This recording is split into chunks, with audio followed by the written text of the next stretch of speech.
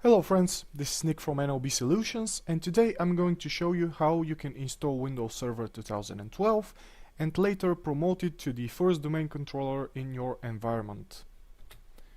We are going to start with a clean installation of Windows Server 2012. It will be plain simple, it will be really fast, so hopefully you'll be able to gather an overview how this is done. In the meantime, while we are installing the server, we are going to speak about some considerations when you want this server to be a domain controller.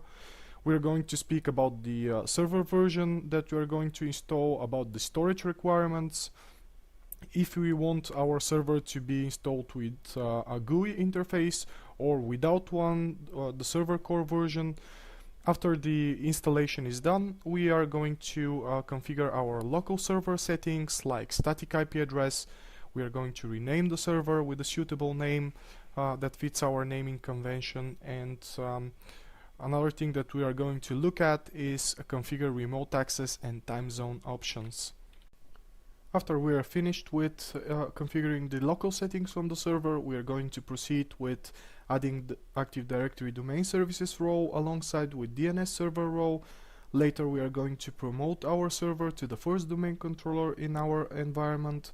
I'm going to show you how you can create a new forest, how to set the functional levels of the forest and the domain, from where you can set the directory services restore mode, password. We are going to look at the default Active Directory database paths, and we are going to take a quick look at the PowerShell script that is going to configure everything for us. At the end of the video, we are going to make a quick overview of the Active Directory domain services and DNS within the server manager. So let's begin. So first I'm going to start with installing my server 2012 R2. Note that you can start the installation from a bootable DVD disk that you have and for example bootable USB that you pre-configured before that. In this case I'm going to mount the ISO file directly into my virtual machine, and I'm going to install from the ISO file. First you will be asked for your language, so you can select the language that you prefer and click next. The second option will ask you if you want to repair the computer or if you want to install now. I'm going to click install now.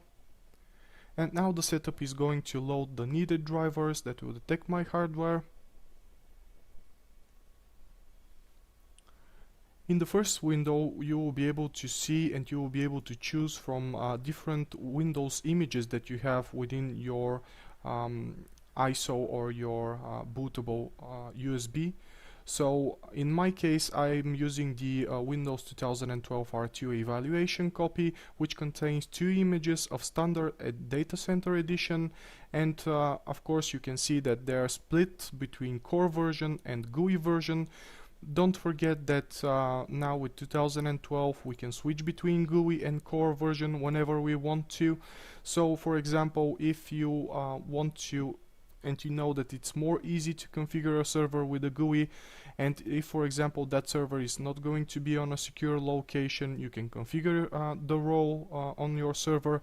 After that, remove the GUI and be more confident when you are presenting the server in the non-secure location. So in this situation I'm going to choose the standard edition with the GUI version and click next. I'm going to accept the license terms and click next. I'm going to choose the option to install Windows, and again this time I have a blank disk that I've attached to my virtual machine.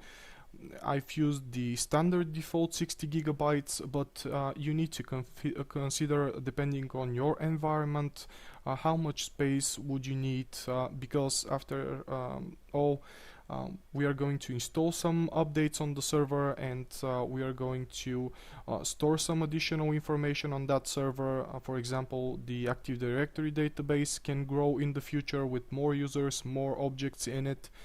Another thing to consider is the storage that you are going to install your server on. Usually we need to, and I recommend using a redundant storage. So for example, if one of your disks fails, your whole server will not fail with it, and you can change the disk later and the server will be up and running without noticing anything.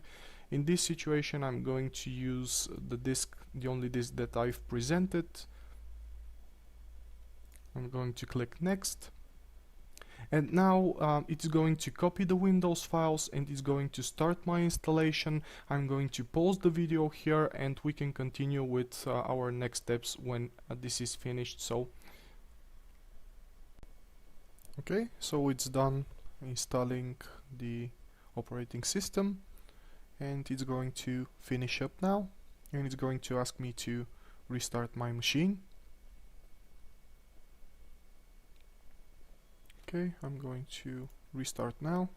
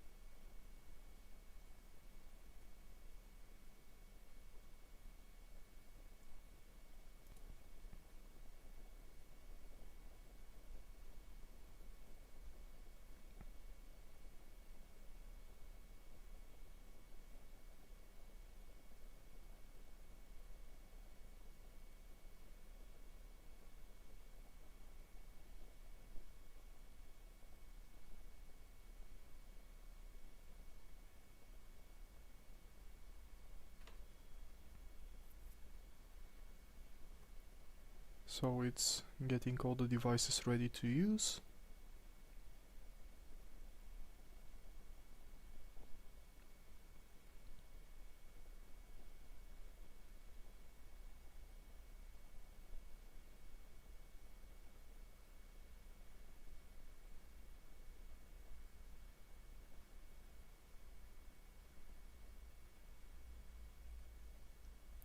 Know that it's going to restart a couple of times.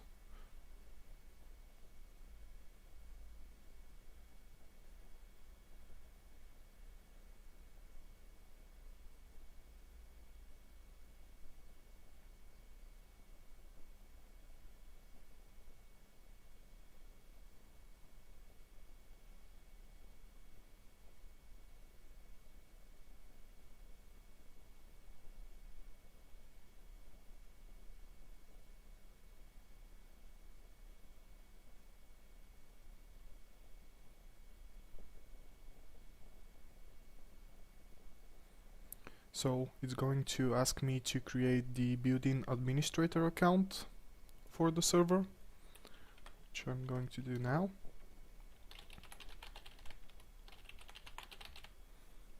And click finish. So here I specified a password that it's not meeting the complexity requirements.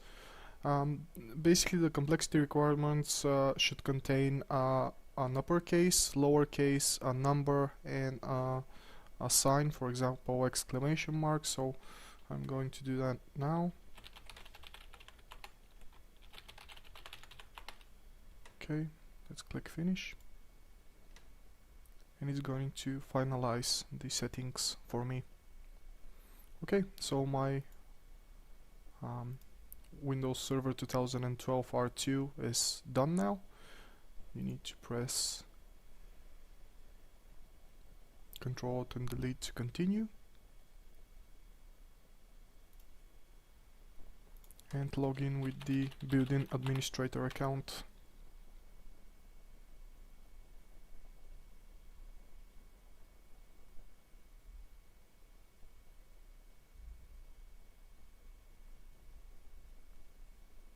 Okay, so my server is fully installed now.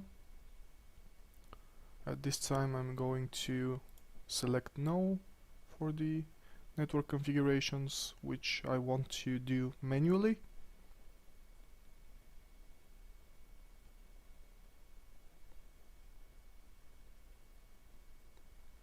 and it's going to load the new server manager dashboard, which if you worked with 2008 and R2 is much different.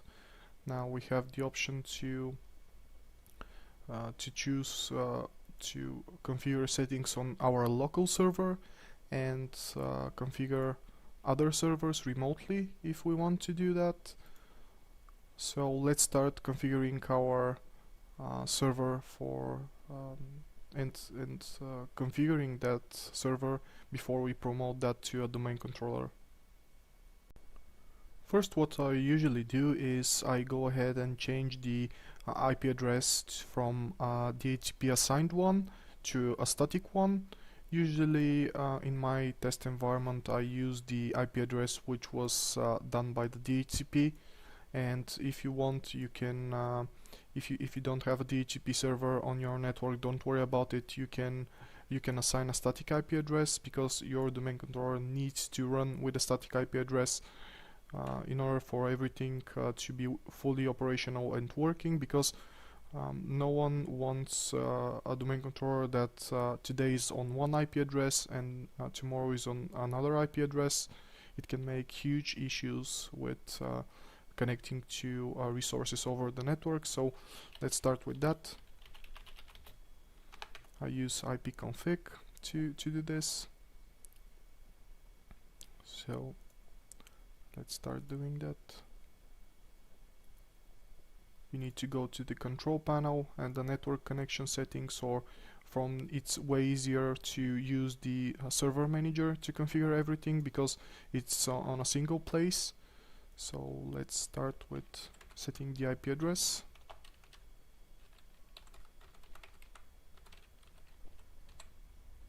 Okay.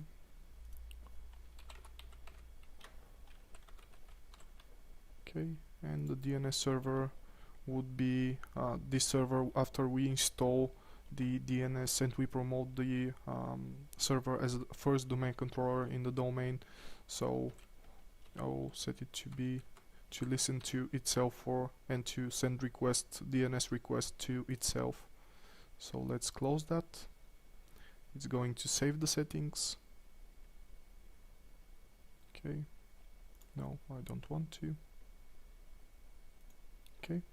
After that, what you need to do is, if you refresh this page, it will show that we have a static IP address now. After that, what you need to do is you need to change the name of the server. It depends on your naming convention, but in this case I will set it to be NLB DC01. So click OK to that. After changing the name of the server, you will be asked to restart. I'll restart now. I will pause the video again, and after the server is up and running again, I will proceed with the next steps, configuring the local server. So let's restart. So my server is up and running again. I'm going to log into it.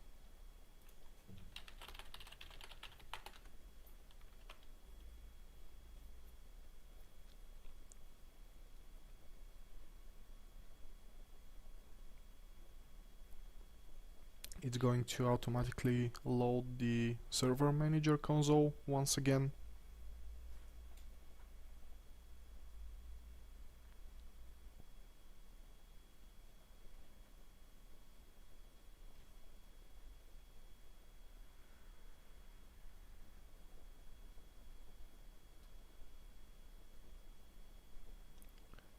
So I'm going to select the local server on the left panel. And now, after I have my computer name as NLBDC01, I have my static IP address assigned, I can proceed with the firewall.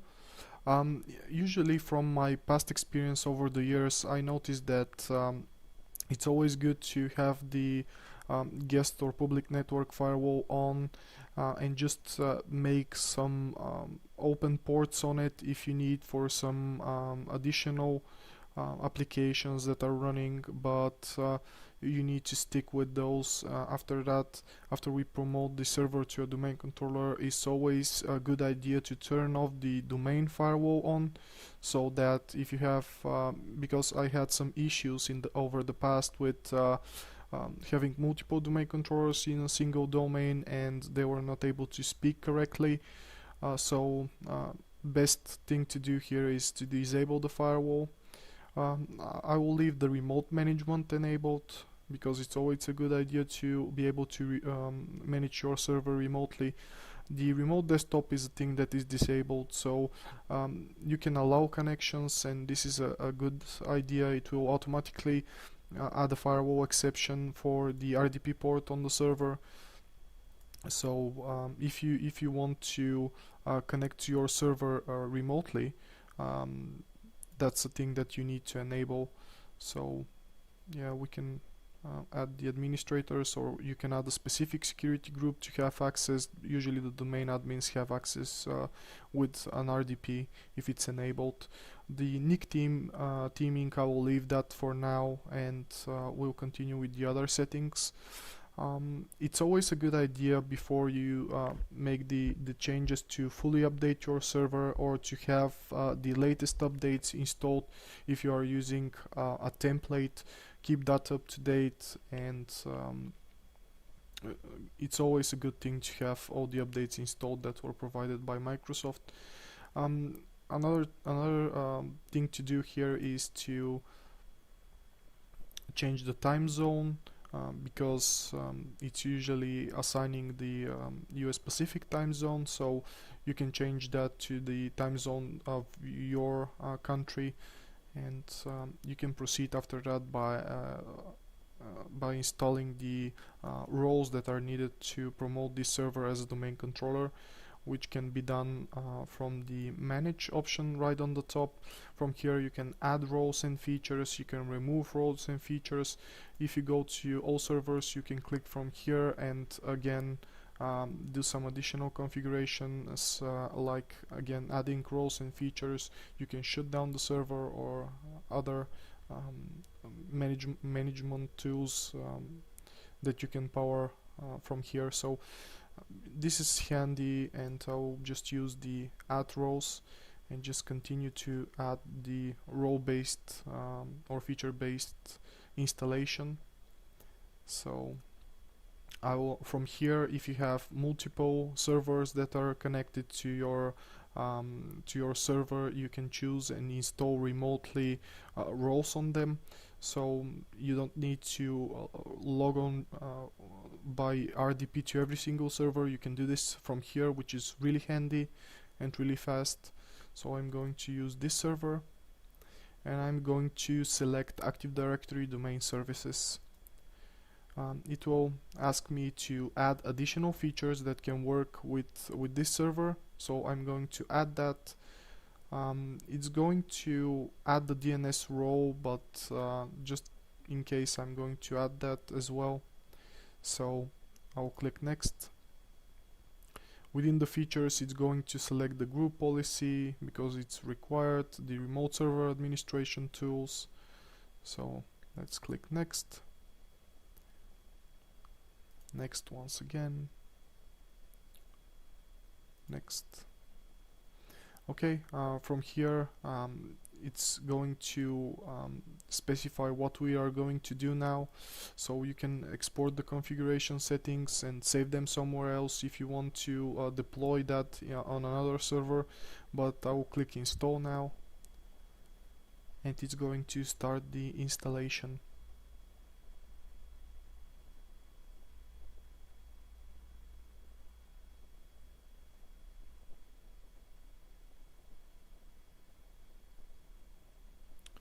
After the installation is done, you need to close the window and continue with the next steps. So I'm going to close that, and you can see right on the top it's going to show an exclamation mark saying that you need to promote this server to a domain controller after installing the domain services. Before, if you were using older versions of Windows Server, we tend to use the dcpromo command, which is not available in 2012 anymore. So they've decided to remove this command and instead just stick with other ways to promote the DC. In this case, as this is a brand new DC on a brand new forest, I'm going to select the option to add a new forest. The other two options are to add an existing domain controller to an existing domain, add a new domain to an existing forest, but in this case I don't have a forest, I don't have any other domain controllers, so I'm going to specify the root domain name, which will be nlblab.com, and click next.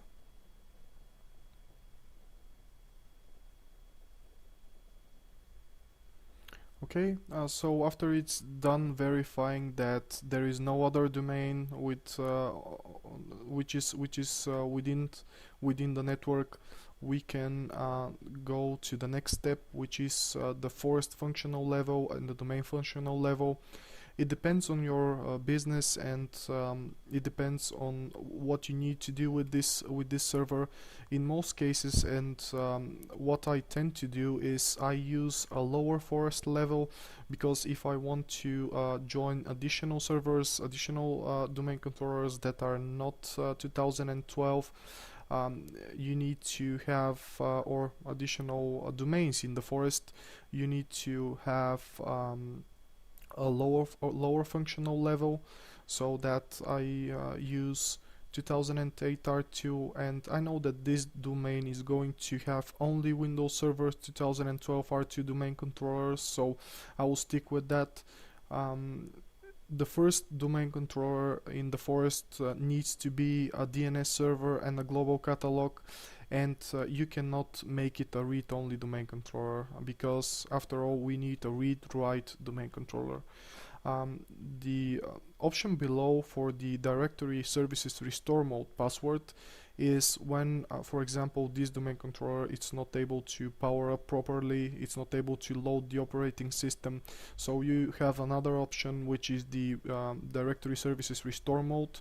You can enter that by the advanced boot options, and you can try what is basically doing. It's not launching the domain services, it's not starting the Active Directory services, so that you can use to check the database if there is a problem with the database, or try to restore the full functionality of the database before you continue with powering on the server in full mode. So I'm going to specify a password, and note that this password is very important, so you need to save it somewhere just in case. Okay, we cannot specify a DNS delegation because we don't have any zones at the moment on our DNS, so this is not an option that we can choose at this point of time. It's going to verify for a NetBIOS name, which was used by and it's still used by some legacy applications, and of course Microsoft decided to include that in the 2012 as well. So it's going to pick basically a part of my domain, which is NLB Lab, which I'm not going to change, and just click next.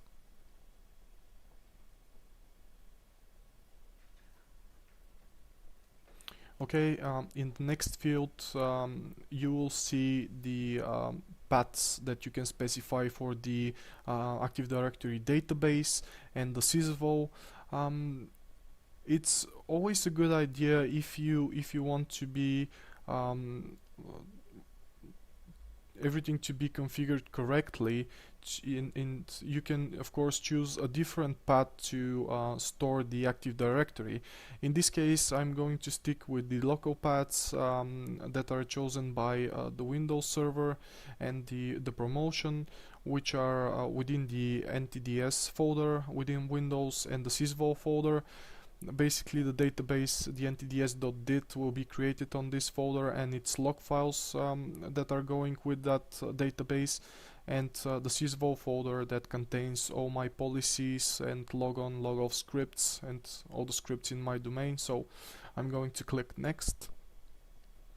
It's going to bring me a summary of what I want to do, and if you want to see and if you want to save that configuration, you can choose the view script option, which is basically showing us the PowerShell commands that is going to execute in order for it to fully promote my server to a domain controller.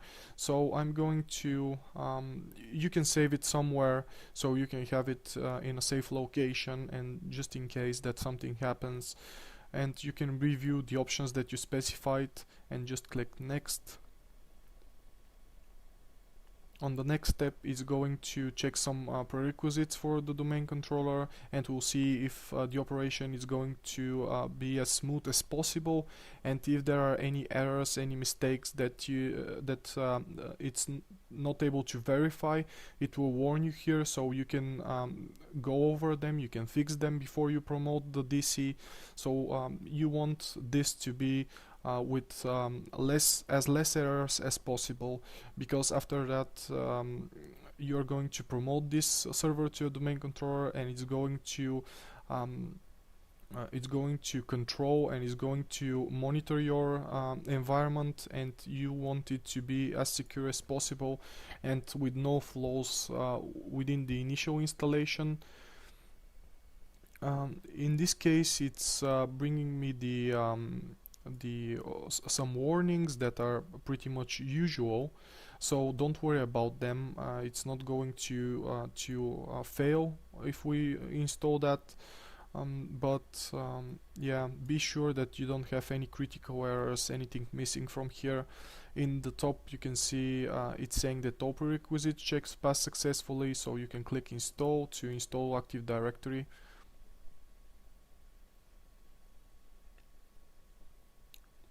So now it's going to start the installation.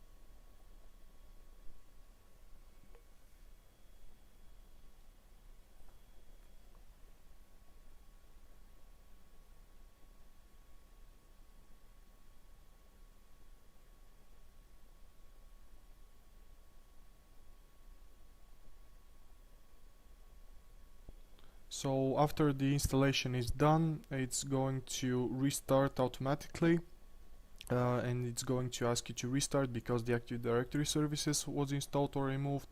So it's going to restart my server, and after that I will be able to log in with my domain administrator account. So after the restart, I can log into my server once again, and this time it fully configured my domain.